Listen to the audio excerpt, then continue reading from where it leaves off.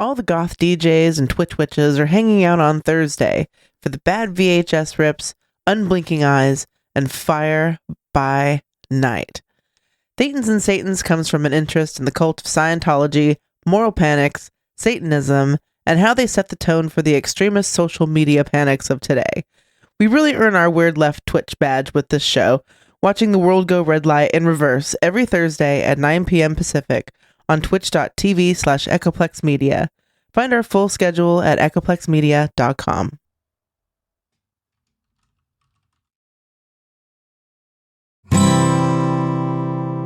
I'm white, and I've got everything I need. No one clutches their purses when they're in a room alone with me. And I can drive for any neighborhood I please at any hour, and the police don't do a thing. So if I see a penny on the ground, I leave it alone and fucking flip it.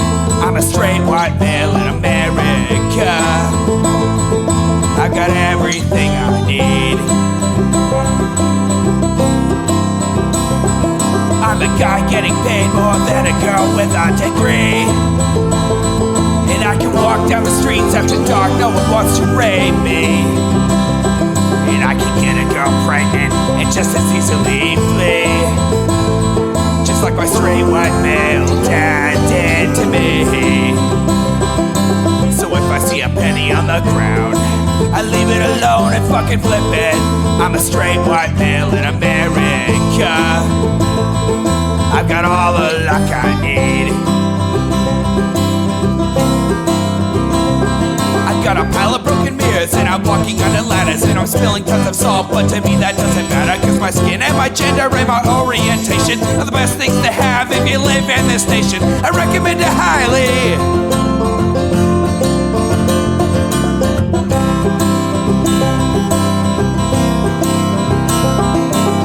I see a penny on the ground, I leave it alone and fucking flip it. I'm a straight white male in America. I've got all the luck I need. Shit's gonna work out for me, cause I'm a straight white male in America. I've got all the luck I need. Okay. All right, everybody, welcome to the Intellectual Dollar Tree. Welcome live viewers who are hanging out for a while. And welcome podcast listeners. We do the show live every Wednesday at 7 p.m. Pacific right here on Twitch. That's twitch.tv/echoplexmedia. If you joined our Twitch stream, you would see that our chat is throwing tinfoil hats at us. I'm producer Dave. You can find me on Grindr, the co-host with the pink mic. Who are you? What's going on? I am HK Perrin, and you can find me on Mastodon at hperrin at port87.social. It's the only social network I'm on. I guess I'm also on Discord, but yeah, follow me there. And then our guest this week. Hey everybody. It's good to see chat again. I'm Homozygoat. My actual name is Marcus. Use whichever name makes you happy. You can find me at twitch.tv/Homozygoat, spelled like the animal, not like the science term.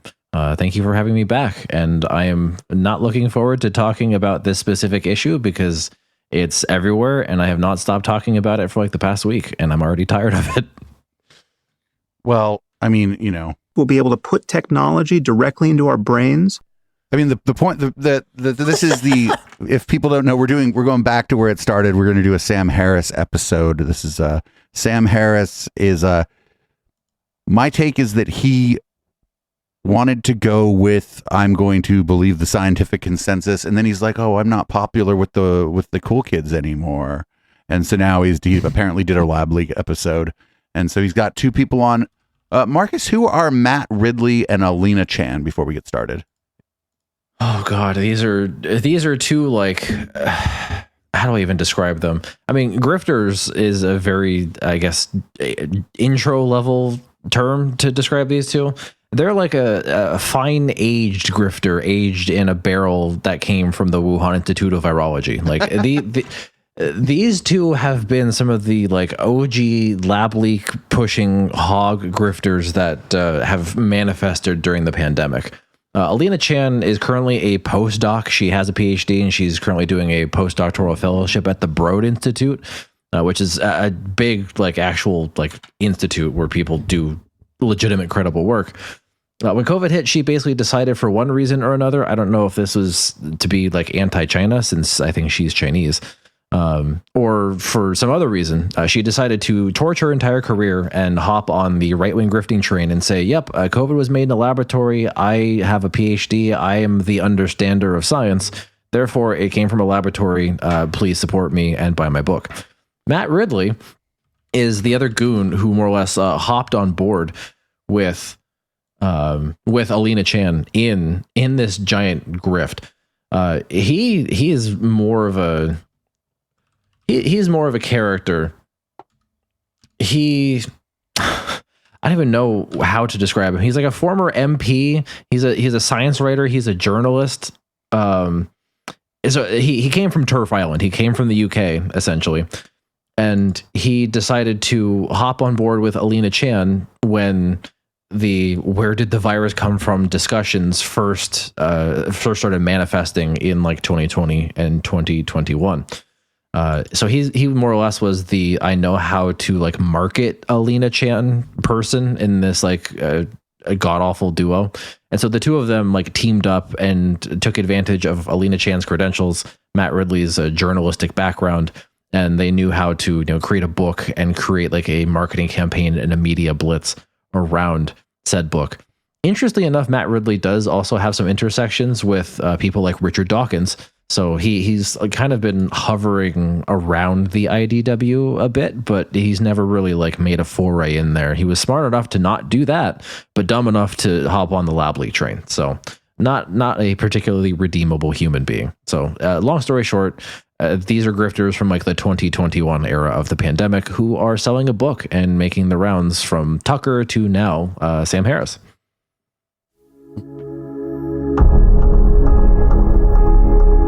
Everybody zen? Welcome to the Making Sense podcast. This is Sam Harris. Okay. Just a note to say that if you're hearing this, you are not currently on our subscriber feed and will only be hearing the first part of this conversation. That's fine with me. It's an hour. Yeah, I'm okay with that. The Making Sense podcast, you'll need to subscribe. I wonder if he's going to cut it off mid-sentence. Oh, he does. Remember he did that when he was like arguing with that lady? It was a trope. Like, oh God, that was the worst. Yeah. When she was like trying to explain to him why he's racist, and he just cut her right off. Said, you got to pay for the rest of this. Actually, you don't. To add to your favorite podcatcher, along with other subscriber-only content. We don't run ads on the podcast, and therefore it's made possible entirely through the support of our subscribers. So if you enjoy and what a trust we're doing fund here, please consider becoming. Yeah, like it's a podcast. It's not super expensive. Well, there's a lot happening with AI these days. The chatbot. Is Sam going to come out as an AI? Powered by I am Harris bot called Sydney, apparently. Seems to have gone it's Sam Harris, but the A in Harris is AI. A high-level computer at Go. But it's still pronounced Sam Harris. Previously considered or it's the A in Sam and the I in Harris. They're capitalized. Everything else lowercase. Looking a little sketchy. I think I'll do another AI-focused podcast pretty soon. Seems like please don't talk about. But today we are talking about the origins of the COVID pandemic. Great. And for that conversation, I have Matt Ridley and Alina Chan. Matt is a writer. His books have been translated into 31 languages and won many awards. And is he going to invite anyone on with the opposing view? And the Never. evolution of everything. Of course not. And his new book, so if that happens, the podcast ends very quickly. Is Viral, The Search for the Origin of COVID-19. Matt also sat in the House of Lords between 2013 and 2021 and served on the Science and Technology Select Committee there and the Artificial Intelligence Select Committee. Clearly he learned nothing on either of those committees. Chairman. None of that sounds like virology to me, or infectious disease, none of it. And he created the Mind and Matter column for the Wall Street Journal in 2010 and was a columnist there from 2013 to 2018. He is a fellow not virology. of the Society of Literature and of the Academy. Dude, are you reading his CV? Sam, stop. He does this a lot. The American Academy of Arts and Sciences. Alina Chan is a scientific advisor and viral vector engineer at the Broad Institute at MIT and Harvard. Yeah, I engineer viral vectors too. That's not exciting. And Human Frontier Science Program Fellow with a background in medical genetics. What does a viral vector engineer do? During the pandemic, Dr. Chan makes viruses for laboratory use. So essentially, if you need a virus to infect a mouse or to infect a bunch of cells growing in a petri dish, you can make a laboratory safe virus to do just that. So it's basically moving lots of small volumes of liquid into different tubes. Investigated the problems relevant to finding the origin of the SARS-CoV-2 virus. And in 2022, she joined the Pathogens Project Task Force, which was organized by the Bulletin of Atomic Scientists. And the purpose of this Bulletin of Atomic, like, what the fuck is this? Just all sounds like, I know these are all real things, but some of this stuff just sounds made up. It sounds like it's from like the villain in a superhero movie would be from the Bulletin of Atomic Science or whatever. Like, it sounds like she does have the credentials to know what she's talking about. So it saddens me that, it also sounds like she doesn't know what she's talking about. Oh, I think and this has been like my domain for the past couple of years. People who have really legitimate and valid credentials like Alina Chan, they know exactly what they're doing. It's clear cut that they have a lot of scientific training and they throw it all away to grift. Like, that is a very sad career path, to sacrifice all that time to get a PhD, to be a postdoc at a big biotech institute, only to be like, actually, yeah, podcasts and books, that's what I want instead. I'm not going to, I'm going to make claims that my training should have prevented me from making, but I'm ignoring everything that I learned for like the past 6 years of my life because I want money. That's pretty much how it goes. On high-risk pathogen research and to help prevent future lab-based outbreaks.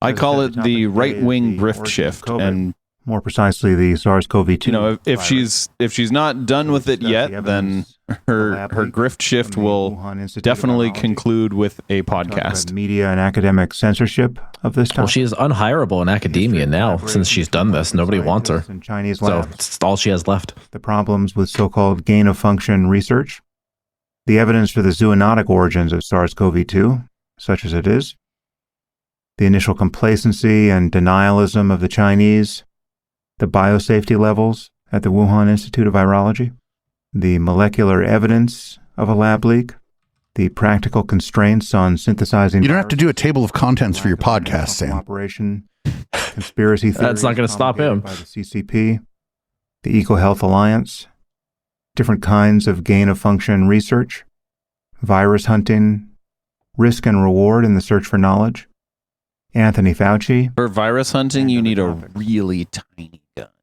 Anyway, I found it a fascinating tiny gun and also fairly confounding conversation. This is one of those topics where you just can't believe we're in the situation that we're in, given bad incentives and... What kind of scope you got on your gun?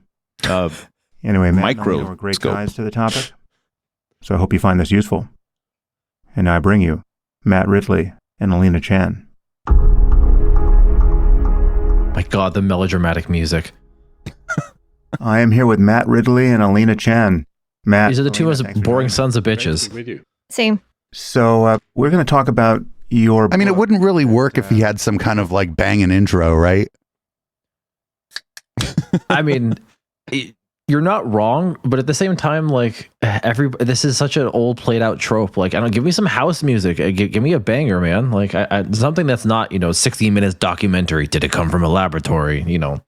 It's all boom, boom. It's all boom, boom, bap, boom, boom, bap. Boom, I would rather, bap, I would boom, rather bap. have you beatbox as the intro to Sam Harris bringing on a guest, unironically. Okay. That was a 5-minute intro. Paperback. Yeah. When did you first publish this? You had to read their CV and the entire the table of intro's contents. still going. He's still of fucking COVID-19. talking about her book. When was the book first published? It came out in the fall of Priorities. 2021 Mhm. and paperback, which was updated in the spring of 2022. Is that right, Alina, or have I got the name? We already learned about the book in the intro. June last year. Okay. So obviously we will incorporate any up-to-the-minute findings or thoughts or misgivings or retractions or epiphanies. Oh, sure you will, Sam. And epiphanies. They're going to focus more on the epiphanies than the retractions for sure. Interesting and consequential. I think, let me just put my prior cards on the table. I always felt that speculation about the origins of COVID was more or less irrelevant and perhaps counterproductive at the very beginning. I mean, once we knew we had a pandemic on our hands and we knew we had sequenced the genome of the virus, it seemed to me that the first order of business for good God time was to Sam Harris podcast is $15 a month. Did very quickly, and to try to hear him filibuster his guests. No thanks. In all of our that's like efforts, as much as Netflix. Not have the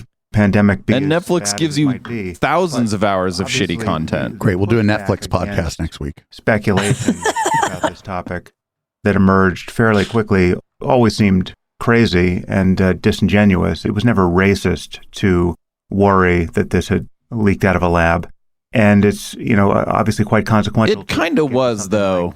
Well, it isn't necessarily racist. It's just that racists were using it like as like racist fodder. It doesn't like they don't.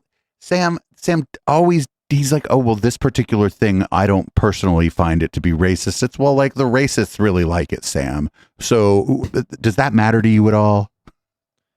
Right. It's more that you align yourselves with people who use this for racism purposes. So think about that. If you're lying down with the dogs, are you cool with getting up with fleas? Because that's what's going to happen, homie. For me, it's the fact that there wasn't evidence for it coming out of the lab, and yet a lot of people were spreading that. Yes, that's a conspiracy theory. I'm familiar with the idea. Yeah, like that's a conspiracy theory, but he's saying it wasn't racist to worry about that. And it's like, well, actually, that conspiracy theory is racist. Well, I mean, here's where it gets complicated, because I'm sure these two stooges are going to bring up a very select set of emails from the very beginning of the pandemic between a bunch of virologists and Tony Fauci. Scientists did consider this as a very early initial theory. Like they looked at the genetic sequence of the thing and were like, I'm kind of concerned about this specific area. Like this is suspicious for possible bioengineering. But then what they did was sat down and they analyzed it over a week or two and was like, actually, you know what? Those suspicions were unfounded. Our actual scientific analysis of this shows that that's very likely not the case. So what happened was the scientific method happened. They had an idea. They did some testing to see if their idea was correct or not, and it was wrong, so they changed the take. And because the scientists had the nerve to consider a lab leak as a possibility early on, that made it true as a starting point from there on out for people who can't understand what the scientific method is.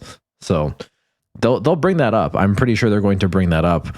As to how people thought about it coming from a laboratory in the first place. We'll see. At the origins of this pandemic, ultimately, because we need to figure out how not to do this sort of thing again if we are in any way culpable for the emergence of this virus.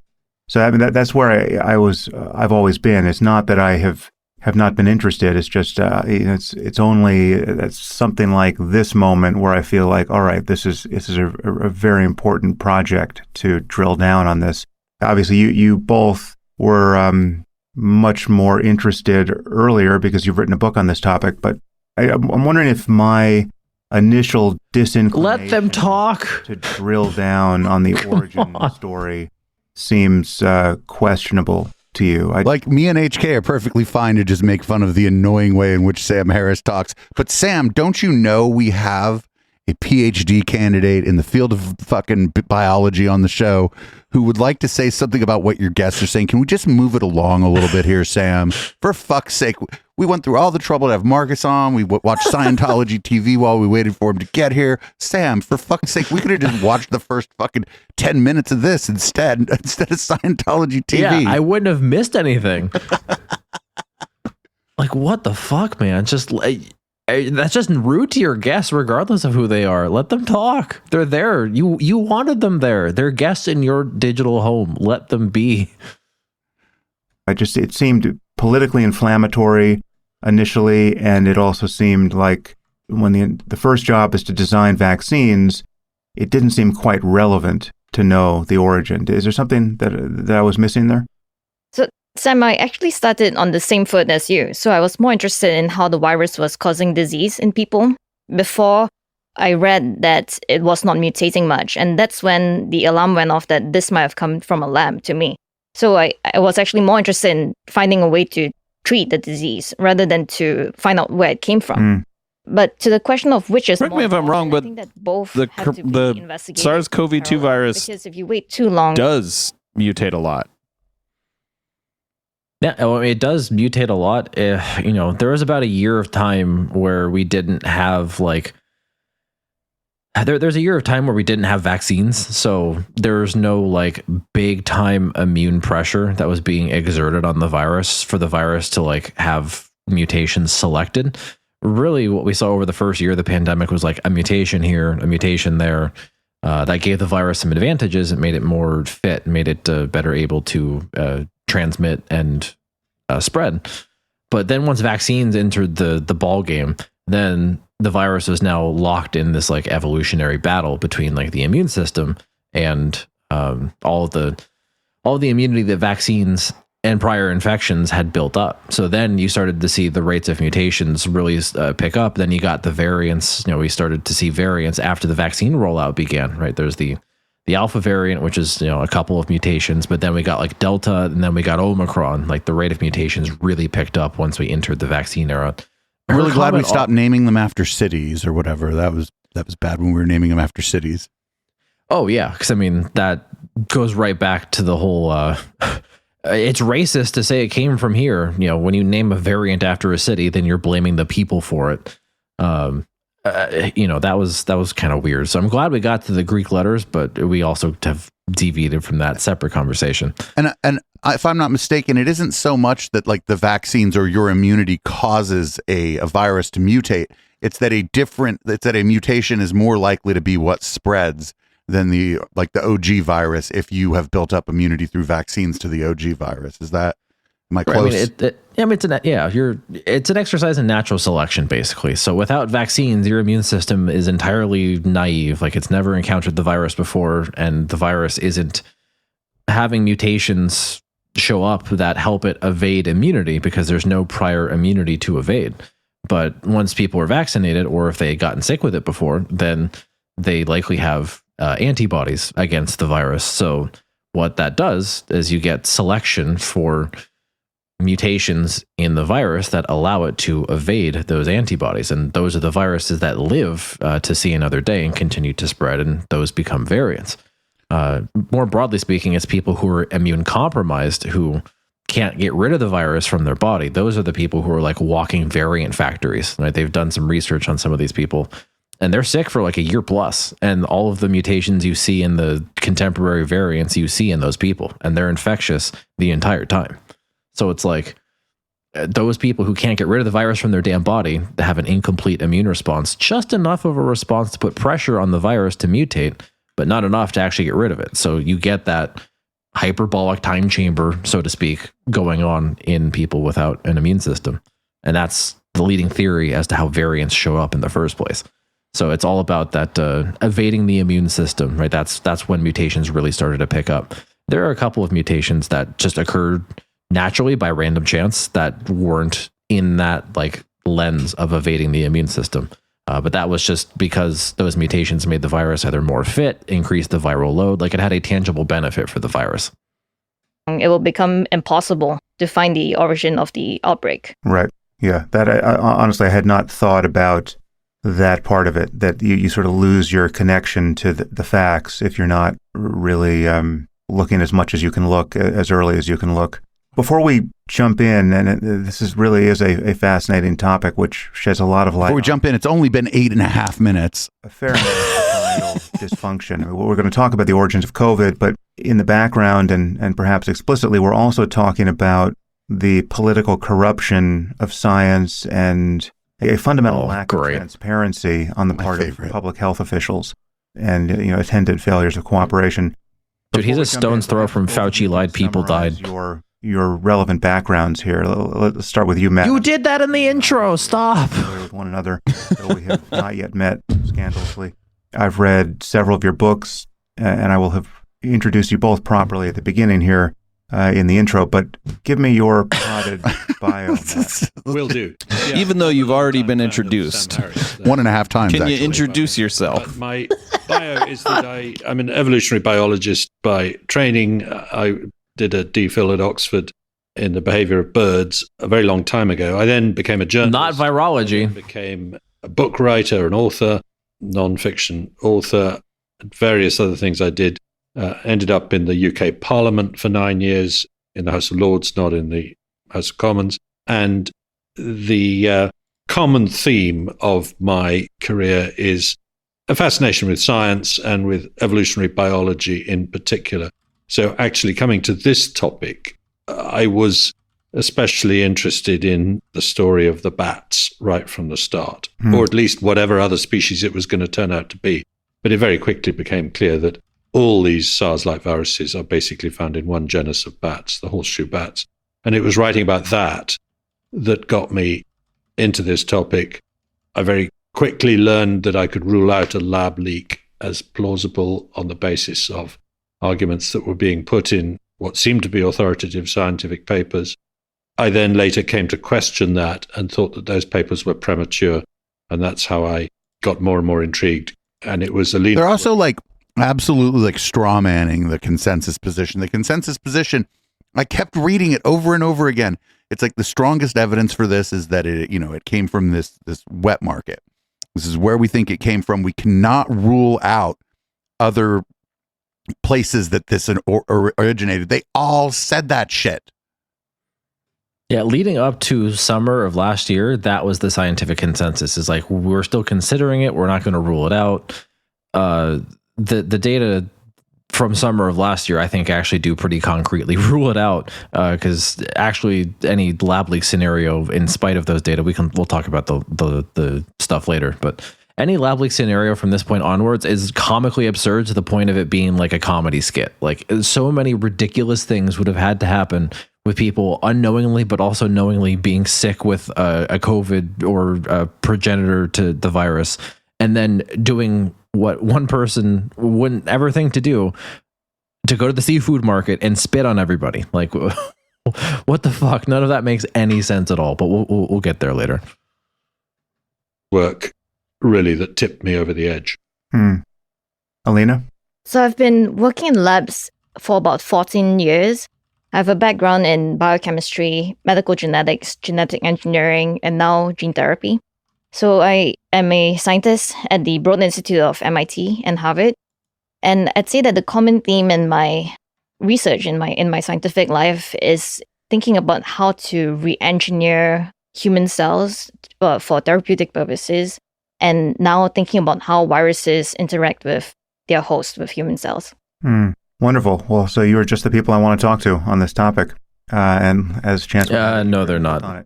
So... I mean, they're the ones he wants to talk to because he wants the controversy. And I mean, yes, but also no, because he's going to get flack from this, I'm sure. Alleging happened or may have happened. And maybe before we're going to track through this, the various arguments for and against the thesis, but you might just say how your thinking may have evolved in the meantime. Or have you become more convinced or less convinced of any particular claim? Yeah, shall I? I'm going to say more convinced. I was commissioned by the Wall Street Journal to write an article called "The Bats Behind the Pandemic" in, I think it was April or May of 2020, and yes, the robust virology outfit known as the Wall Street Journal. This virus seems to have come from bats, and that they had already found a very similar relative, but I didn't know where or when. And the more I dug into the topic, the more I began to question the received wisdom at the time, which I had been conveying to other people, that you could rule out a lab origin. And then I came across a paper by Alina and two of her colleagues, which said that this virus had experienced no burst of rapid evolutionary change on first entering the human species in 2019, which is surprising because the original SARS had shown that, and most viruses do that. They have to evolve pretty fast to suit the new host. And she also tipped me off. No, that's not necessarily true. Now ruled out that it began in the market. George Gao, the head of the Centers for Disease Control in Beijing, had announced that he thought the market was a super spreader event, not a origin event. They've revised that take. That's when I started getting intrigued. And Alina was the first scientist I talked to who said, look, it's an open question. We don't know if it came out of a lab. We don't know if it came out of a market. I got more and more interested in it. I followed her work and other work more and more closely, dug as deeply as I could. And eventually I said to her, could we collaborate on a book? Because although I know quite a lot about genomics, I've written several books on the topic, I'm basically a writer, not a scientist, and I would need to collaborate with somebody who understood the science. We both, I think, thought, and Alina can confirm this, at the start, that it could go either way, that we would probably find out while we were writing the book what the answer was. I mean, that's how you learn. HK, did you know that that's how you learn about things in science is you read a book? You write a book or you read a book? No. Don't be silly, HK. You read a book.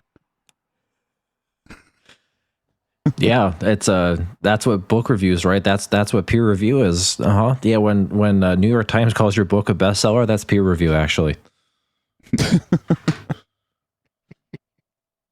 We were wrong about that, by the way. We still don't know 3 years later.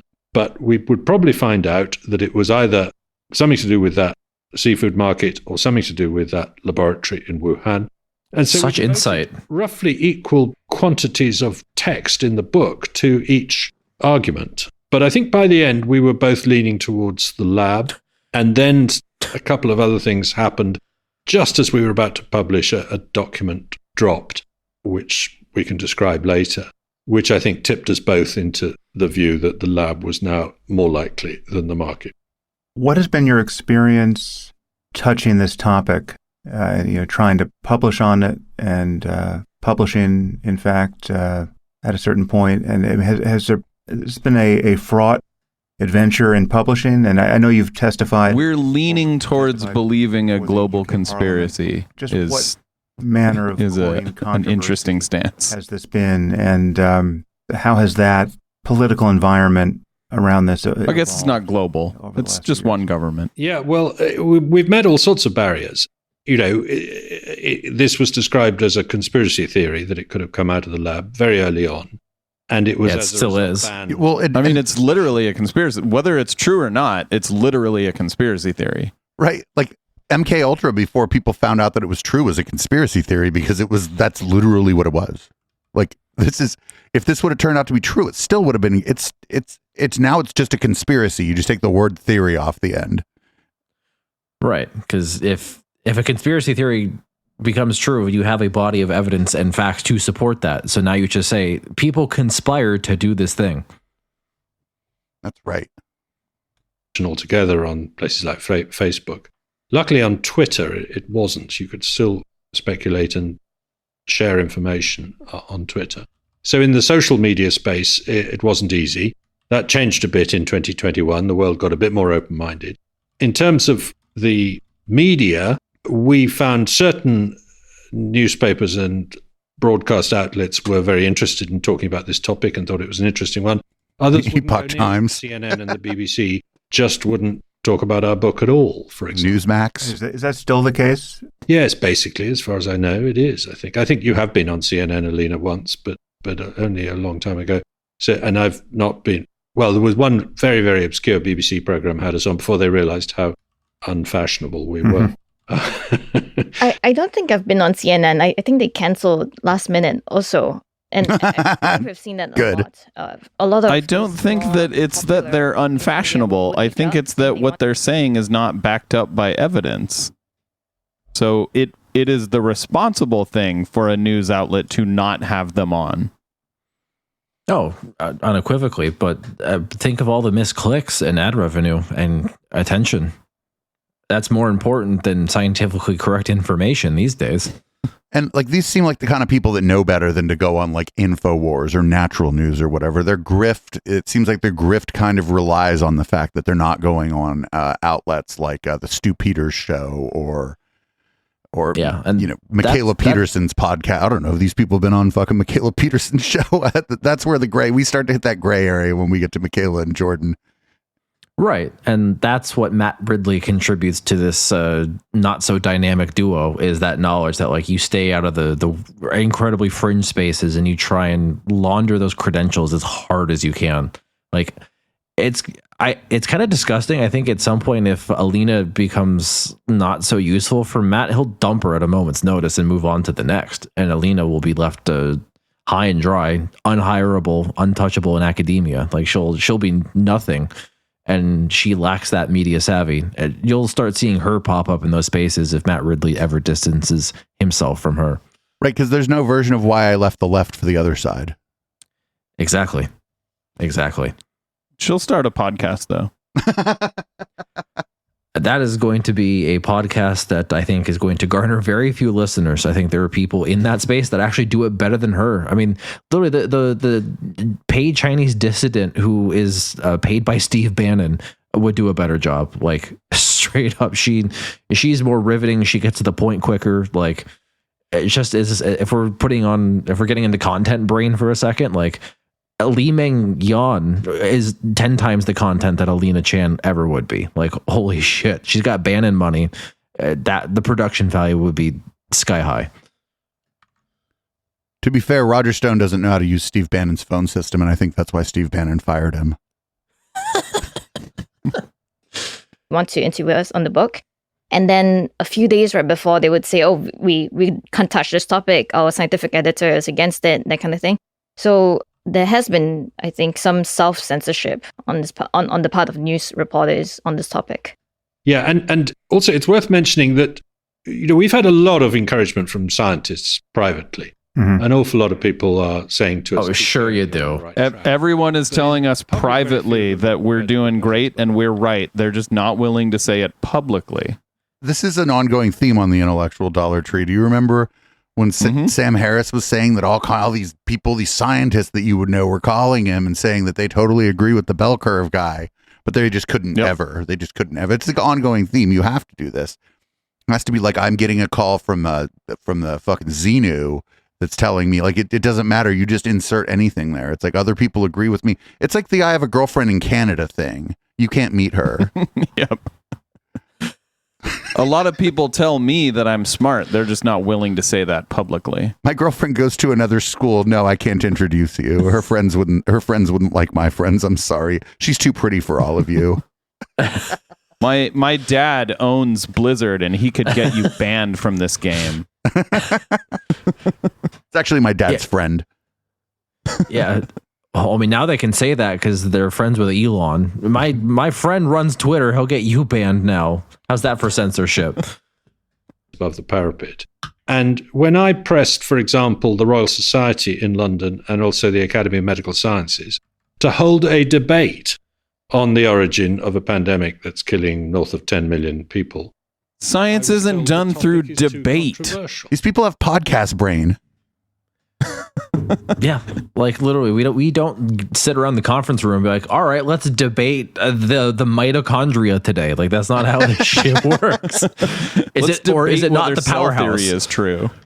Right, like what? There's no insights that we arrive at through pure interlocution between each other. Like we do experiments, we actually have to gather harder data than just our daily opinings after we've done crack cocaine and showed up on fucking Alex Jones. Like that, none of that is how science works, right? We actually have data to talk about. We have experiments that we run. The show actually isn't about Mike Lindell. Yeah, sometimes we might get confused, but in reality, we're not actually talking about Mike Pillow. And we found something similar in the US that the question of sort of opening it up to a proper conversation is just not acceptable within conventional science.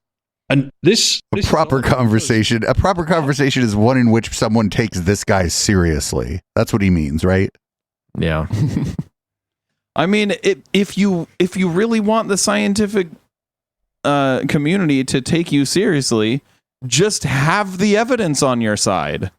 Or just yell "debate me, bro" at like some lady who works in a chemistry lab somewhere. I don't know. Well, I mean, that's the like thing it's really not hard. Just have evidence that's on your side, and the scientific community will agree with you. Well, and like there is a built-in mechanism for that. It's called publication. You can get your evidence together in a nice wrapped up bundle and let other people look at it. And if you have a coherent argument and you didn't like cheat or make anything up, then they'll publish it and everybody can see it, and people will see how much of a galaxy brain you are. That there's a mechanism so people can do exactly that and figure out that you're poggers like that. That's just how this works. And if there's something missing from what you're doing, they might even tell you. They'd be like, "Hey, you might want to look into this real quick just to make sure that everything's on the up and up here." But that's what they don't want. Yeah. Or sometimes, you can cheat and make things up and it'll still get published. But hopefully that gets found out and you lose all your credibility. And if you're Andrew Wakefield, you lose your medical license. Oh, definitely. Like peer review is not without its flaws, but at the very least, if you're not willing to go through the process, that's a massive red flag before you have said anything about your pet theory. If you're not willing to let other people look at it, then you're already, that's strike one. Like you're not here in good faith. But it's mine. You can't have it. But that Somebody thinks it came from a lab. If you look at opinion polling and based on anecdotal conversations I have with people, an awful lot of people think, yeah, of course it came out of that lab. Whereas the scientific... But that's not data. Do any of these people have a name? Or is it just your girlfriend that I can't meet? Yes, the unfalsifiable, unimpeachable Congress and the House of Lords that we're never going to see, actually, because, it's never in session. But, like, this isn't even like... It's not even like he's saying, well, most people believe this, therefore it's true. He's saying most people privately tell me that they believe this, therefore it's true. They're just not willing to say it publicly. Well, then maybe they should grow a fucking pair. It's like the argument from Populum Occulta. No, it's the argument from unknowable authority. I mean, it's both. It's the hidden popular belief. Remember when Brett? Oh, go ahead, Marcus. No. I mean, it's just unimaginable to me that like people lack so much critical thinking that it's like, okay, who are the people? Like nobody asked the questions that you two just asked. Like, who are these people? Can we talk to them? Where are they? Show me the people. And I mean, it never happens. Nobody even asked the name of the guy who takes care of Brett's friend's fish tank or whoever it was. Do you remember that anecdote? What the fuck did that? Like, what's your friend's name? Do they have a fish tank business? I could probably they don't have a fish tank? Well, they're fucking cleaning a fish tank without a license. You, sir, are now a party to a crime. Going to report you rapscallions out here cleaning fish tanks without the proper regulatory documents. Like, this is like this is the most unrigorous shit in the world. Like, if you said, hey, somebody told me this, I'd be like, who? And I like you. But I'd still be like, well, who? Right. Just show me the people. I want to talk to them. Like, for as much as these people scream about nobody's debating me, they have a magical, unreachable crowd of people hyping them up at all times, and we can't debate them. We can't talk to those people. They're not actually here for debate then if we can't talk to your supporters who are doing it in private. And the other thing is, like, if they had like a debate at like some kind of academic institution or whatever, if he said, oh, a friend of mine told me this on condition of anonymity, and that's how I know this, the people in the audience would laugh at them. Yeah, that's when the tomatoes start coming out. Like, right. You get that shit chucked at you and you get hooked off stage left with a cane. Punishment likes to say that the vast majority of scientists think it did. Dear FDA, I'd like you to approve my drug. I gave it to 1,000 people who all said it worked great. No, you can't see them. They live in Canada. You'll never meet them. If they think that, and they You know have no public jurisdiction there. arguments We're wrong on this topic. Then they ought to be all the more willing to come out and debate it and knock down the theory that it came out. They did that. They And for published me, 2 it's very papers, and odd that dipshits we like you can't ignore it. We haven't been able to have a very open, wide-ranging conversation in much of the media about this over the last 2 or 3 years. And not for nothing, these people, they don't want someone to just be like, dude, you're a crank. Because eventually, if they engage in like debates on stages in places, they're going to come across somebody, maybe another layperson, maybe like a, they'll be like, oh, they'll just come across some other layperson who's been like looking into this, and they're like, dude, I think you're a crank. And then they're going to be like, well, what is your blah, blah, blah? And it's like, they don't want that. Yeah, of course they don't want that. They want to They'll say that never no one want will that. debate them. And then they want to block you on Twitter. Yeah, it's the constant posturing is academic heterodoxy. You can't be heterodox if you actually come to some sort of compromise or polite agreement with the system, the institution. If you agree with them, you're now one of them. Right, and that's its own kind of orthodoxy, isn't it? Yeah, the whole heterodox becomes the orthodox. The thesis, antithesis, synthesis, same shit, different application. Like that's you can't become part of the system if you want to keep up the grift. It's not very profitable to be a crusty old professor. So I don't think they're gonna I think they're just gonna. This is just gonna be like a grievance fest. I don't think we're even gonna. And we're only like 18 or 17 minutes into this, but I think this is just gonna be a grievance fest. I don't think that we're gonna get like any sort of. They're not gonna like try to make the case that they're pretending that they're trying to make. I don't think. Yeah, I mean that's Dave, what's did you supposed to be come in here the for book. evidence? No, I came here for the grievance fest. I just feel like we're wasting Marcus's time with this. Hey, no, look, I spent all day on stream yesterday yelling at grievance fests, so I'm also here for the grievance fest. Let's roll. Let's bang. Let's do this. Well, good. I gotta get up and go to the bathroom, so I'm gonna let this roll, and you guys can talk over it and over each other. I'll be right back. Well, one of Sounds the good. things we've seen as well over the last 2 years is that a lot of emails have been obtained through the Freedom of Information Act, showing that virologists who publicly said, of course, it came from an animal at that market, privately in their emails, they were worrying whether this virus had been engineered in the Wuhan lab. Okay, well, I want us to explore the nature of And the that's exactly what you talked about before, where, yes, they worried about it in the very beginning and then ruled it out. the origins of the virus Right. and to worry that it could have leaked out of a lab. I I mean, that's how predictable these people are. It's a dialogue tree, and you can follow it. more fully. It's first of all, there's been a rich history of security breaches at labs and leaks of dangerous pathogens, even from labs with higher security than the Wuhan Institute of Virology has. Has there been? So we know we're bad at this, containing. What lab leaks have there been? There was a Russian lab leak in like the 70s, 80s that caused a flu pandemic, but what he won't tell you is that security has gotten better since like the 70s and the 80s, number one. And number two, there is no BSL level that's higher than what they had at Wuhan because it's BSL 4. That's the highest level possible. Not so widely respected at the moment. Well, maybe let's just touch the general question now. So when I walked away, they talked about emails, and I've come up with this thing called the email fallacy. As soon as like any emails from anything get released, everybody assumes there's something in there. There's some kind of like nefarious activity. The emails could be about nothing. But now like when emails get dumped or emails get like released, people are just like, oh, there's emails. And it's like, oh shit, emails?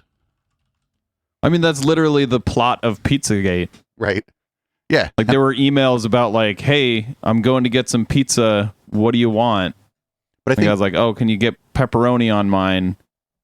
And people were saying it was like a child sex trafficking ring. right. But I think I think the same thing probably happened with Fauci's emails when they came out.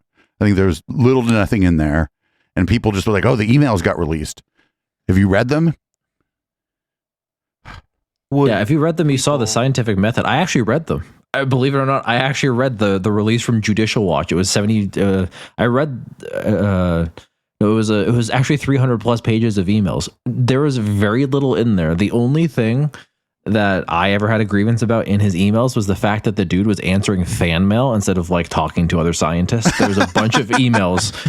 Dude, people were literally sending Fauci emails like, "Oh my God, you brave medical warrior. I love you. You're my favorite." And he would respond to every one of those being like, "Oh, thank you so much for your kind words.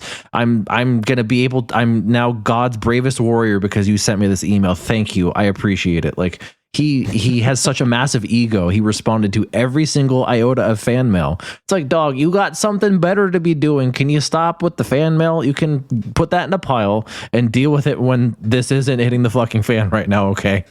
Or delegate, my God. Be like, oh, thanks for emailing Dr. Fauci. This is someone from his office, blah, blah, blah. Thanks for the kind words. Boom. Yeah, or automate it. Control V that shit. You know, the same response, everyone. Exactly. Yeah, people aren't going to share their Fauci fan mail with each other. I'm really impressed that you read all that. I don't even read my own emails. Well, we see, I knew from like the Hillary saga that like if Judicial Watch is getting involved, they're gonna clip chimp the fuck out of those emails. Like they're gonna try and warp and distort everything. So I was like, all right, time to inoculate myself with the inner workings of a 78-year-old Italian man's day job. Like, okay, here we go. And so I read it and I was like, okay, this is boring. The scientific community in particular be so coddling of Chinese political sensitivities on this topic. I mean, I get why the Chinese don't want to admit or don't want to understand that they, through negligence, have birthed a global pandemic. If not the negligence you think, Sam. And the other thing is, what if that's like what didn't happen? So what would be the value in understanding it if that's what didn't happen? What do you mean? Yeah, I'd be interested to know, like, what would be the difference in Sam's mind of a world where the lab leak were true and a world where the market origin were true? Yeah, it wouldn't make a difference to him, and it's not going to make a difference to right-wingers. They're still not going to get vaccines and wear masks, which makes this discussion remarkably unproductive in the broader sense of things. We could argue it's negligence either way, whether it's a wet market or a lab leak. But why would the Western press and the Western scientific community be so eager to protect their self-concept on this point? They're not. They're manufacturing consent. I'll Sure. chip in. So I'll say first that when I first started wondering about where this pandemic had come from, okay, she's going to say they're protecting Fauci's funding stream and funding for big virology. Watch. Not just the US, but many other countries across Asia and Europe with labs in China to do quite risky virus work that might have led to this pandemic. So here, it's not just whether Western scientists afraid of, provoking China. It's really a question of, are they also complicit in the origin of COVID-19? And over the last few years, we've seen again and again a lot of support within the US for exactly that type of dangerous virus research that's commonly known now as gain-of-function research. So if the pandemic did start from a lab in Wuhan, it is not just a Chinese government issue. It is actually an issue that affects multiple countries, many countries who have all supported and endorsed and engaged in this work. And the US is a big funder of it. So they would have almost equal responsibility, I think, in my eyes. Okay, so it's not just China and its political sensitivities. If, in fact, this is the result of laboratory negligence, there's a lot of blame to spread around, and we'll get there. So to start, just to chip in there, Sam, if I may, just to amplify one of the points. It is a case that Western virology feels worried that its entire research program, indeed the whole of biotechnology, might lose its funding, might lose its social license if a major... There you go. My you God, fucking called it. That's how predictable these people are. He was like, I'm sorry, the conspiracy that was just posited was not far-reaching and outrageous enough. So what I have to do is up the ante just a little bit. I'm sorry, Sam. Oh, Sam, who came up through the skeptic community. Yeah. But like like going back to what I said, like what would be different about the world? Like what would be different about this situation if if they're wrong. They're saying like everything matches how I think the world would be behaving if I'm right. And it's like, okay, well, how would people be behaving? What would it look like if you're wrong? And they never think about that. And they never think about like, oh, all of these behaviors that I'm attributing to malice are actually explained by just me being wrong, too. Mm-hmm. And it's, I mean, you have a point. The cruelty, the malice is the point. Like, they want to lash out at the scientific community, scientists, virologists, big virology, you know, Fauci for being the one who pushed the button that said give them $1 gazillion for bioweapons in China. Like, they have these perceived slights that they feel they have been victimized by because, you know, they had to put on a mask and get a vaccine. It's that behavior that you're alluding to, HK. Like, regardless of which one of these is true or not, that doesn't change the fact that you still need to like not get sick with the fucking virus and get a vaccine and put on a mask. So it's like they're more interested in like lashing out and taking revenge rather than praxis, rather than dealing with the problem. They don't want to be inconvenienced by things like that because they feel it's all unnecessary because the scientists did it. Blame them, make them feel an inconvenience instead of me. And not for nothing, if you believe that this thing was like somehow genetically engineered to be more contagious, wouldn't you be a little more anxious for that fucking vaccine? Like, and maybe a good That's mask how they too. get the microchip in you, Dave. oh shit. That's all right. Somebody burned down the 5G tower, so they can't even activate the microchip. I mean, like, really, they don't need a microchip. I carry this thing around with me But can everywhere. can it activate the nanobots inside of you? Probably. Oh, cool. All right. Yeah, I'm sure Bill Gates could connect with Apple, make that happen. Laboratory. And, you know, I share that concern. Oh, this has Outlook on it. Don't worry. Biotech. Bill Gates has his vaccine, fingers pro in there. genetic engineering of crops and in medicine as well. And it would be a terrible pity if, as a result of this, the world said, right, we don't want to have anything to do with biotechnology ever again. Yeah. It's a disaster. But it's concern I trolling. think truth is more Yep. important than consequence. And actually, Why would anyone science would be ever better say off that? saying, no, let's find What? out. And if this did go wrong, What is let's this learn strange lessons. straw man he's building? Yeah, Yeah, well, truth is more important than consequence. I don't care if I have to wear a mask or something. I want to know where it came from, and that's more important. He literally just said the opposite of what we just said was more important. I think one could well wonder whether we want to have anything to do with gain of function research, which we'll talk about. I mean, this is something that I've touched on. this podcast He's saying, once before. I would rather My friend Rob everyone Reed die did a special to prove me episode right. on this. Literally. than admit that I'm wrong. So Sam just there was like, well, we're going to go back here, actually, if that's okay. Yeah, well, Yeah. I think one could well wonder whether we want to have anything to do with gain of function research, which we'll talk about. I mean, this is something that I've touched on this podcast once before. My friend Rob Reed did a special episode on this research. So that part is especially worth worrying about, in my view, but we'll get there.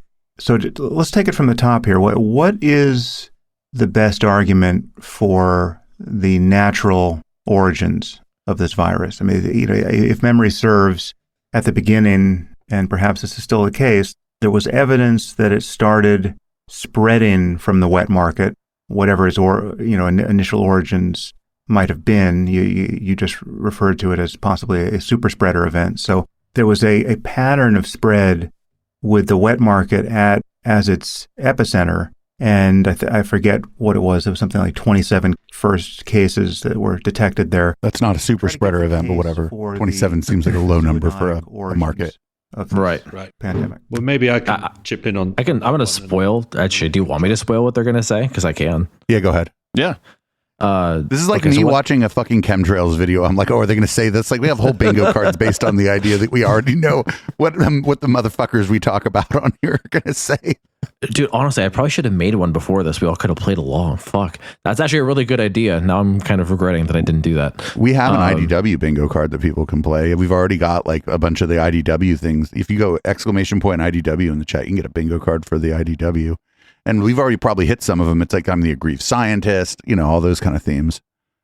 Yeah, What's he going to say? They're Matt and Alina are going to basically say the Chinese authorities, with respect to the cases in the market, did sampling bias and they didn't look for cases literally everywhere, which is not true because the only documented cases that were ever happening in the early time frame of the pandemic were in Wuhan and had ties to the market. The longer things went on, you got more cases that were not directly linked to the market, but very close in geographical space to the market. It radiates outward from the market like a bullseye. But what these two are going to say is that, they did sampling bias and they didn't test literally everybody everywhere once they found one case. So they can't know for sure that the market was the original source. And it was just a super spreader, which you already addressed that last part, Dave. 27 people is not a super spreader. They actually did the legwork. The Huanan seafood market has the least amount of social media check-ins in any other place in Wuhan. Like they actually went on the Chinese not social of any media. other, but you mean like of any market, like similar square footage size or whatever. I mean, market, mall, gathering, stadium, like public gathering space, place where somebody could check in on Instagram or Twitter. Right. The Huanan seafood market is not trafficked highly at all. Right. It's not. It's certainly not. Yeah, I was reading that. It's not. It certainly was not the most crowded market. It might have been like the least crowded market. Yeah, exactly. There are other markets elsewhere in China that are much more crowded than this one. But even in like Wuhan, there's way bigger public spaces where there are way more people than this. Well, I guess that's, you take the small victory there where you can get it, right? Because like if it would have been in a much more crowded place, things might have unraveled more quickly. Exactly. In the case of SARS in 2003, there was a very clear link to markets, food handlers, and that kind of thing. So when this one cropped up, and it's a very, very similar virus, it's very closely related to SARS, and it was first noticed in and around a food market, it seemed to be very much the same story. And that remains a possibility. There were mammals on sale in that market, not nearly as many as you would find in southern China. This is an area of China where you don't have the same habit of buying live animals in markets to the same degree. But there were mammals on sale in that market, and people did seem to get infected in that market. And the geographical proximity of the outbreak to a major food market does look a bit like SARS in 2003. The problem was they never found an infected animal, whereas they easily found them in the case of SARS. Yeah, because the Chinese authorities pulled them from the market, so people didn't get sick. In the market, it was on things like doorknobs, countertops, and in the sewage. Right. You know what? Yeah. It's easy. It's pretty easy to conflate things that might be done in the immediate like clamoring about the virus. It might be easy to conflate that with a cover up. Right. I mean, it's one thing, like what I tell people the Chinese authorities should have done is they should have taken the animals out of the market like they did, but like keep them so the global scientific community could go test them, or so that the Chinese CDC could test them to figure that out. Like take the animals away so people don't get sick, and then hook your science homies up with the personal protective equipment. Have them swab the animals, collect samples from the animals. At least have them without the animals being in the market. Like that's all they had to do. I don't think if they did that latter part, that's the stuff they're not sharing. But at the very least, if we're talking public health, they had SARS in 2003. They know better than to let those animals stay in the market because they don't know how many are sick and how long people have been getting sick from the animals. So they're going to say, just pull them, just yank those things out. Yeah, like I said, but a thing that you would do to save lives could be easily just be fucking spun as a cover up. Well, where are the animals, right? Or they killed them because they fucking got rid of them because they were giving everybody this fucking new disease. Oh, they're covering it up. It's like, well, I mean, you got to do it. I don't know. I'm not going to second guess everybody's decision in a crisis, because that's what they were looking at, like a crisis. So yeah, I mean, life is more valuable than a pedantry at that point in time. Like you want to keep people alive. And if weird respiratory illnesses like the one you had 17 plus years ago starts cropping up, you're going to be more concerned about your people rather than the fucking raccoon dog in a cage. It's so crazy. The human version of the virus being spread around by people. So yeah, it remains a possibility that this was very much like SARS. It started in that market, and that somebody was selling bamboo rats, which had been kept in a cave where bats had been defecating on them, or something like that. And yes, we would expect something like that to happen every now and then, because we know that these viruses are circulating in wild bats and people are coming into contact with them in the wild. It actually happens way more frequently, 70,000 times a year. Possible progenitor virus found in any animal in the market? Yes. They weren't tested. Right, So interesting. I think that there are many lessons to be learned from how this pandemic was traced in terms of how the local investigators in Wuhan tried to find the source of the virus. So what had happened was there were hospitals in Wuhan, in the middle of Wuhan, and they were seeing cases of unexplained pneumonia. So they didn't know what was infecting these people. And then doctors started realizing that they were seeing some cases from this market, from this seafood market that sold some number of live animals. So they called in investigators, and then those investigators thought maybe it's SARS-1 happening again. And at that time, they were not, so sure about human-to-human transmission yet. So what they did was they looked at the animals in the market or supply chain. They went straight to the market, and they wrote all this down in their notes, in their publications in early 2020. They said, we are just going to look at the market. We're going to look at the hospitals near the market. There it and is. We're going to look in the neighborhood of the market. So they completely focused their search on people with either links to the market, or if they had no links to the market. How dare you focus your search for information about this virus in the place where this virus is? Heresy! How dare you? Like, Yep, you called it again. Yep, you. But that's like me knowing what Madison Star Moon's going to say, right? It's like sort of the same Right. thing. Me being yeah, I mean, able it's not an achievement. It's not an achievement. I will admit that much. us being able to predict what some of the people at the Shasta County Board of Supervisors, who we've seen 50 times, walk up there. Yeah, it's just you get to the bottom of a certain rabbit hole and you just know everything about it, and it's like, I guess, useful in a very narrow way. The market, they had to live near the market. Mm-hmm. So what this did was it led to this looking under the bright light, but not looking around in the dark kind of analogy, where they ended up confining their search prematurely to one hypothesis, such that if there had been earlier cases not linked to the market or living far away from the market, they would have been missed completely. So in this sense, this led to this great unknown. I don't think that's true, because those people would have gone to the hospital. Right? They would have noticed. They would have found some of them. Like, Yeah, it's a very unhinged assumption that like you have a bunch of COVID sick people who don't know they have COVID and will refuse medical care. That's free and ubiquitous, actually. Especially considering Chinese people are known in China to go to the hospital for literally fucking everything. To the point where the government, when they released the zero COVID controls, the government of China had to be like, hey guys, can you please not go to the hospital if you only have just a fever? We know you want to, but please, for the love of God, don't. If you have just a sniffle, stay home. If you can't breathe, then we'll talk. Like, they will go to the hospital at the drop of a fucking hat if they feel like they need to. So they probably would have seen some of these earlier cases if they were far beyond the market. In the market? Are there cases in November, for example, that we don't know about? And if the Chinese government knows, they have not told us. They have not shared that information with us. Just to restate that so people don't miss it. So what you're describing is a kind of selection bias. If you look for cases associated with the market, if you find anything, you're only going to find cases associated with the market. And then if you populate a map with those red dots, well, then you're going to have created a map that looks like the market was the epicenter of everything you found, but that could in fact be an artifact of just how you went looking for data. And obviously it doesn't differentiate. Yeah, somebody in chat is saying, like, no matter how they would have investigated this, you'd have had conspiracy theorists like suggesting they were investigating it wrong. Because all you got to do is find, all they got to do is find a couple things that they believe to be anomalous, so that they can convince other people are anomalous, and boom, you got your manufactured doubt. Yeah, it's the leveraging of scientific uncertainty. That's the name of the game when it comes to scientific issues. If scientists can't prove anything 100%, which is like most of the time, because that's not how philosophy works, then there's always room for doubt. It's that dumb Jim Carrey meme that says, so there's a chance, with him smiling from ear to ear. Like, that's what conspiracy theorists are doing right now.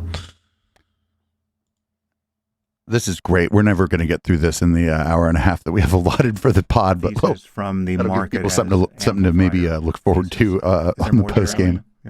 Yeah, you're exactly right. And just to reiterate, at the time, people were not allowed to acknowledge that the virus was spreading from human to human. Mhm. There Wait, what? are anecdotes They were not allowed to acknowledge from that? What does that Wuhan mean? Where doctors, They're, for example, they're were not claiming allowed Chinese to wear censorship. masks because they were told that this virus is not spreading human to human.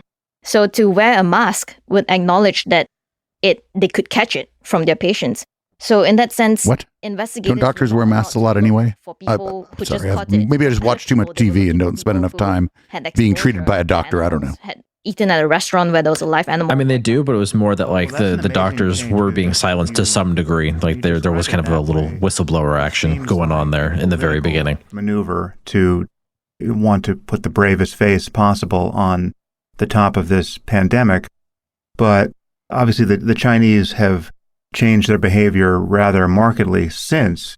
They've gone so far as to, I believe, weld people into their apartments, and their zero COVID policy to the eyes of the rest of the world has looked for now several years fairly berserk. So what are you actually saying about the political, social, cultural attitude of the Chinese in the first months of the pandemic? I think we're Does this saying that matter? it flipped. It went from extraordinary complacency and false reassurance, the period up till roughly the middle of January 2020, when they were insisting there was no human-to-human transmission, telling the World Health Organization to spread that message, and also saying they had it under control and that they hadn't had any deaths for... Yeah, that's what they were going to say. That's what America would say too, until like January 2020, when probably local officials were desperate not to get into trouble with more powerful central bureaucrats and were giving out false reassurance about what was happening. Don't worry, we've closed the market. There's no human transmission. The cases that are in hospitals will either recover or die, and then it'll peter out. And then... See, this is the only part that I would agree with them is a plausible conspiracy theory. Sure. Because we do have evidence that this happened. But none of that is evidence of a lab leak. It's evidence of people trying to cover up, not even like them knowingly try and cover it up, just people trying to like downplay something in the hopes that what they're saying was true, and it turned out it was not. Right, in the hopes that it just goes away, which was, I guess, probably pretty fucking crazy thing to believe was likely based on what was going on, but fuck, I don't know. Right. I mean, that's the Hanlon's razor, right? Like they're attributing it to malice when in reality, it's probably just either some degree of incompetence or forced compliance with higher authorities. If we're talking about, local administrators, but regardless, like that, they're just telling people nothing to be worried about. So yeah, if things change, then, oh shit, that's because there's new information or new directives. Like that's how reasonable people work. When new information is now present, they change their take. Like this is like a non-issue. Coming into the hospitals. And also, if the government knew that this virus was something that would spread around the world, if they had been working on it and manufacturing it in a lab to make it virulent and very contagious, then I believe that their response would have been different. Their response would have been immediately like, oh yeah, this is bad, you guys should prepare. Rather than saying, don't worry, we got it, it's nothing. Okay, actually it is bad. It's killing people. And so they then reacted with very, very draconian lockdowns, as you say, that sort of worked to start with the sort of, brother, they worked completely. Version of COVID that was then spreading. Like motherfuckers in Wuhan were riding roller coasters while everybody here was dying. Later. But it worked. Wuhan did manage to stamp it out, but with extraordinary... But still, after you died here, you could be put on a roller coaster. Still had that freedom. And then you'd be free to get your jalapeno poppers to take on the roller coaster with you. Even that became untenable. they could, and then you're free to throw them up all over the people below you and get them sick too. Spreading very rapidly, and they simply took the lid off. So there's been 2 changes in China, both of which have probably gone too far in the wrong direction. Yeah, this is the first time I've thought about this, but it just suggests to me that, given the alacrity with which they started locking down in earnest, it suggests to me that those first months of denialism had to have been based on a sincere belief that there was no human-to-human transmission, or at least it wasn't going to get out of hand, because the moment that seemed to be the case, then they went fairly crazy thinking in the other direction. Well, I had to jump in here because yes, and in the first that's evidence that it's not from a lab. It's not designed to do the thing they didn't expect it to do. Yeah, look, if we're talking about bioweapons, there are so many better germs and things that you could use as a bioweapon that would be much better at infecting people than COVID. Like, if COVID was actually a bioweapon, it fucking sucks, and whoever made it should be fired. Like, straight up. You're exactly right. It would have been magnitudes worse if they were actually doing bioweapons testing and it got out. Fairly crazy in the other direction. Well, I had to jump in here because actually in the first week of January 2020, the sequence of the virus was being auctioned off to people who make diagnostics and to people who make vaccines. And we know that by, I think, January 4th, the vaccine production for this virus had jumped into high gear by one of these companies in China. So I think the people there were kind of operating on 2 truths at the same time. On the one hand, they had to accept what they were being told, that the virus was not spreading human to human. But on the other hand, they also have to manufacture, wartime level amounts of vaccine for the virus. What is a wartime level amount of vaccine? She's probably saying like tens of millions just to try and get people vaccinated as soon as possible. But like, considering the clip at which like modern technology has made that process go that fast, people like Alina should know that's not a bad thing. Like, the fact that the vaccine production started so quickly because they could sequence the virus's genetic code that quickly. And it's not the first time we've seen a virus like this. And there's already a giant body of research because of the last time we saw a virus like this. Like, that's a good thing. The fact that she's saying that's a bad thing because there's some sort of conspiracy behind it means that she knows exactly what she's doing. And this is all her academic heterodoxy positioning, that it's, big corporations did a pandemic to make vaccine money. I don't think there was a unified. Also, correct me if I'm wrong, but I think I do remember that the Chinese government in those early months didn't say there is no human-to-human transmission. They said we have no evidence of human-to-human transmission. Yeah, and those are 2 very different statements because, as the old adage says, absence of evidence does not mean evidence of absence, right? It could very well change. So I think they probably, if they had evidence of human-to-human transmission and they were reluctant to share it, that's a possibility, sure. If they were just trying to go the whole wishful thinking route and hoping that it would go away or not be that bad. But there may have come a point where they realized, well, we can't do anything about this now, so now we have to talk about it. Now we have to show people what we have. Or the other alternative is that they didn't have that full understanding until it already got out of control and enough people got sick for them to arrive at that understanding, and then they told everybody. So that's a point that's not worth debating. Consensus, of course, across this entire huge country. But there were separate groups of people acting on different, almost acting as if they had to accept both truths. The truth that it wasn't spreading to human, but also they had to prepare for a pandemic. Mm. Yeah, well, the timeline of Chinese vaccine development, I know, is peculiar given what they claim to have known or not known, and I think it relates to the origin thesis. Maybe we should jump there now. What are the various anomalies that suggest a non-natural, that is, non-zoonotic, non-wet market origin for the virus? And I know these anomalies exist at various levels. There are molecular anomalies with respect to the virus itself, and then there are things like the timeline of Chinese response and vaccine development. And then this is probably the best place to talk about the various grant proposals that implicate Western involvement, EcoHealth Alliance, etc.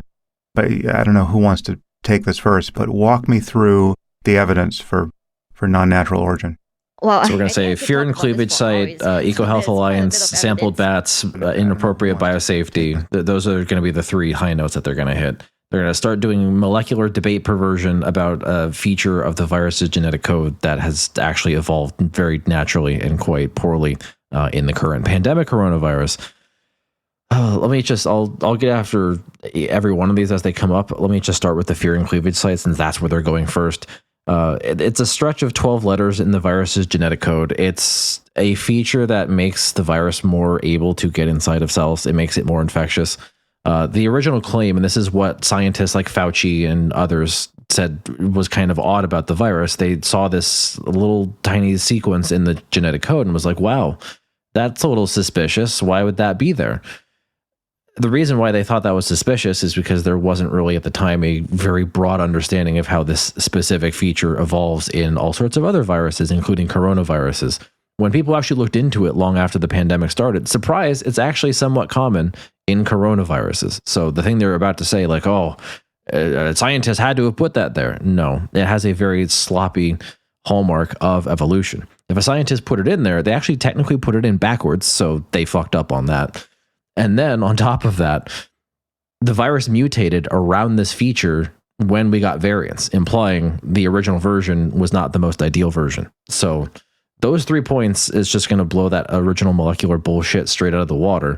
Everything else at that point is just a big virology conspiracy theory. That's what they're going to say. Through the evidence for non-natural origin. Well, I think I could talk about this for hours. So there's quite a bit of evidence pointing towards a lab origin, although there's no key direct or definitive evidence for either natural or lab origin. So I'll try and be brief. So I think that the main key points for a lab origin is one, the location. So Wuhan is a place where even the top SARS virus researchers didn't believe that a outbreak would occur. So when the Wuhan Institute of Virology scientists who has spent like the last decade collecting these viruses first heard of this outbreak in her city, she said, could it have come from my lab? Because we never believed that, a SARS-like virus would... Oh, she's going here first. They in fact used their own city as a negative control. So a place where they would expect zero. There have been other viruses in the same area that have broken out naturally. So, I don't believe her that anyone ever said that. Well, so she's talking about one of the chief scientists doing the work at the Wuhan Institute of Virology, Shi Shengli. When COVID first hit, she thought oh shit, did we do it? She the scientist at the Wuhan Institute of Virology herself was like, oh god, did we accidentally leak this? They tested / sequenced every single virus stock they ever had, and it didn't match COVID. Everything they had was way too evolutionarily distant from COVID. So they didn't have COVID or the progenitor to COVID in their freezers in the laboratory. Did they check Building 7? No, they didn't check Building 7. There's a 7th building there in the Wuhan lab that it's underground. Yeah, it's the secret basement where they're hiding all of the babies that Hillary abducted. It's like what they got going on under the Getty. They do viruses. They do they do viruses. What else did they do? They do here. They do Hunger Games down. They do Hunger Games down there. They do adoption, and they eat people. But they also sequence viruses. Yeah, that's where they store all of their bioweapons. Zero people. Yeah, this is just dumb. You can keep playing it. Exposed to this type of bad coronavirus, and yet this was the location of arguably the largest collection and manipulation center of SARS-like viruses from that region, resembling this pandemic virus.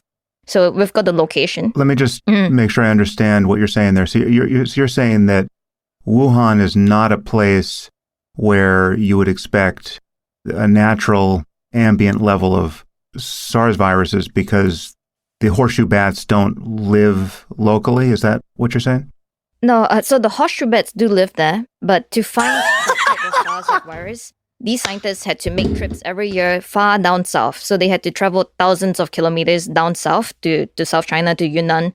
They even went across borders to Southeast Asia down south. So they were collecting across 8. Oh no, we can't make a giant laboratory in the middle of a jungle. Oh fuck. Countries in that belt where they predicted there was the highest prevalence of these type of viruses. So that type of bat, the horseshoe bats, do live broadly across China, But to find those viruses, you have to go very far down south. And so even it is nice though that they built the laboratory really far away from the thing that they were studying. Well, I mean, the lab still has to be in decent proximity so they can actually like make the trip. Like they have to commute down to random caves to swab the buttholes of a bat to get viruses from it. Like they're straight up playing butthole surfers. She said, like, yeah, the bats live there. So it's like, okay, then so why are we talking about happen this? There? It's like actually they have like how like a book, there's a cat like at a bookstore, there's all these bookstores have a cat. They just keep a couple bats at this. It's like their pet. Yeah, you walk into the Wuhan Institute of Virology and you're there petting Bat the Batty, who's there at the reception desk to check you in. Very, very, very nice bat. Very nice bat. This is a good bat. This bat gets all the pets. This bat is voiced by Robin Williams. From the U.S. government to the other one's voiced by Tom Hanks. Places, they recently published a map of the risk of being exposed to these viruses, and Wuhan is nowhere near the hot zone. Because Wuhan's not a jungle; it's a city. It's also like there's like places where like earthquakes are really common, but then sometimes a big earthquake happens in places where earthquakes are less common. Do you know what I'm saying? It's like, it doesn't mean that there's no viruses ever coming from like this area. It just means that it's not a hot spot. Like, I mean, she's acting like the viruses respect city boundaries. Like, oh shit, we're coming up on a formal border. I guess I'll turn around and go right back into the bat now. Like, no. I would say if the breakout had started in like Antarctica, I think she would have a point. Right. Maybe. But it didn't. It started in Wuhan, China, which is exactly where you would expect a SARS-like virus outbreak to start. Well, it's a place where you might expect something like that. Yes. Yeah. Oh, I can actually find you a map. There's a map I have somewhere. It might take me a second to dig it up, but there's a map of where like these horseshoe bats, like the species distribution, not only in China and in Southeast Asia. It is massive. It is a big boy map. They're everywhere. Like they're just straight up fucking everywhere. The entire Indo-Chinese peninsula is filled with these things. Yeah, you can keep playing it. I'll DM it to you. Well, actually, we're up against it here. It's an hour and a half. It's too long. Oh shit. We do not do 3-hour podcasts. If somebody on Spotify, if you listen to it all the way through this, I'm sorry. This has been the Intellectual Dollar Tree, and I think HK is going to read us out. All right. We do this show every Wednesday at 7 p.m. Pacific time, live on twitch.tv/Echoplex Media. So if you're listening on the podcast, come check us out. And then after the song we play at the end, you get to stick around and see us pal around for Red Light. If you want to support us, you can support us on either Twitch or you can support us at patreon.com/Echoplex. If you want to check out our other stuff, check out echoplexmedia.com. That's where you can find all of our other podcasts and shows. And if you're here live, stick around after the song for Red Light. This is Boomers by Periscope.